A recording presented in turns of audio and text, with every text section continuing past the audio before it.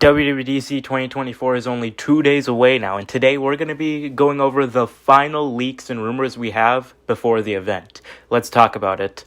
First, I'd like to say that I was right. In my last video about WWDC, I said that new hardware was highly unlikely to be coming this time around. And while some people, Max Tech, still believe that we're going to see new hardware this year, it sounds like we won't be getting new hardware this year at WWDC. Mark Gurman went out to say that new hardware is highly unlikely to come out at WWDC, the first time since 2021 that we've not gotten any new hardware at WWDC. But really, that's okay, because all of Apple's new software this year sounds incredibly ambitious.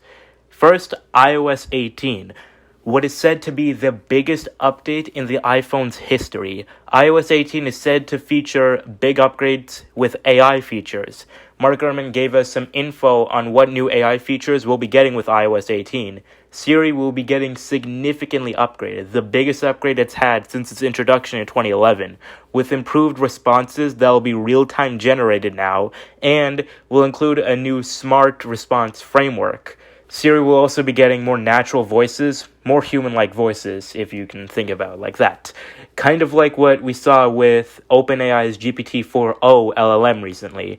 Siri is also getting cross-device media control, where you can ask Siri on one device to control media playback on another device, like asking Siri on your Apple Watch to control your Apple TV, for example. Though some of these Siri features may not be coming until later in iOS 18, perhaps iOS 18.1 or 18.4. There's also going to be some more AI features integrated system-wide across iOS 18, but some of these AI features may require an iPhone 15 Pro or iPad with M1 or newer to work. This is due to these devices having 8GB of memory or more, and the iPhone 15 Pro having Apple's second fastest neural engine in the A17 Pro, and the newest iPad Pro having Apple's fastest neural engine with the M4. These AI features will be opt-in, and they're going under the name Apple Intelligence. Along with iOS 18 getting some major AI features, it's also going to be getting some big design changes. You'll finally be able to place your apps anywhere on your home screen. You're no longer limited to your locked grid of apps. And you'll also be able to customize your app icon colors now. Say you want your social icons blue or your finance icons green. However, while it sounds like we're getting much better customization, we probably won't be getting a full system-wide redesign like we saw with iOS 7, but it'll still be nice to have. We're also expecting new text effects and messages with iOS 18 as well. And we're also getting a new passwords app meant to rival companies like LastPass and 1Password. The Control Center will also be getting some changes this time around, as it's remained largely unchanged since iOS 11. It'll be getting multiple pages now.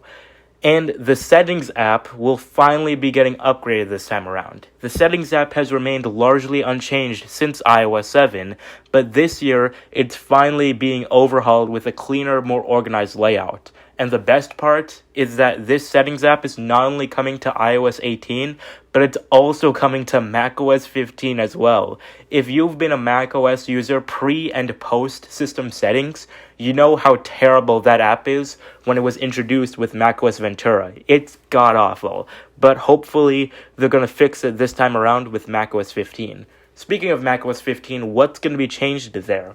Well, it sounds like AI features will be the center point of macOS 15, with the new overhauled Siri coming to the Mac, along with many more AI features from iOS with Apple's new Intelligence feature.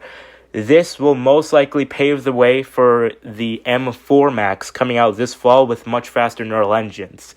And these AI features will work on all Macs with M1 and newer. It sounds like Intel Macs are on their last legs with this release. And as I mentioned before, the god-awful System Settings app is getting overhauled in macOS 15. And the Control Center from iOS 18 is also coming to macOS 15. As for the name of macOS 15, we don't exactly know what Apple's going to pick this time around, though currently the highest possibility for macOS 15's name is macOS Sequoia, based on recent trademark filings. Next, watchOS 11. watchOS just got its biggest overhaul in its history last year, so this year is going to be a fairly minor upgrade. But we're hearing that the new overhauled Siri is coming with watchOS 11 and maybe some other AI features. Watch out, Humane and Rabbit.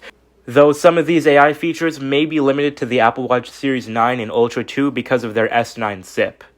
Next, visionOS 2, the first big upgrade to Apple Vision Pro. Apple is set to release Apple Vision Pro internationally a few weeks after the announcement of visionOS 2 on Monday, so this release is going to be a pretty big deal. visionOS 2 is expected to feature some new native apps, which right now some of Apple's own apps preloaded on visionOS are just iPad apps running in 2D, but these new apps will be upgraded with fully native designs. Apple also confirmed themselves that live captions is coming in visionOS 2, where users who are deaf or hard of hearing can get a transcription of what someone is saying.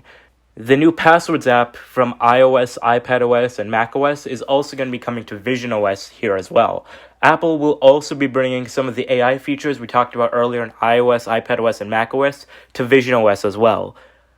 And last, but most importantly, the iPad will finally be getting a calculator app this year.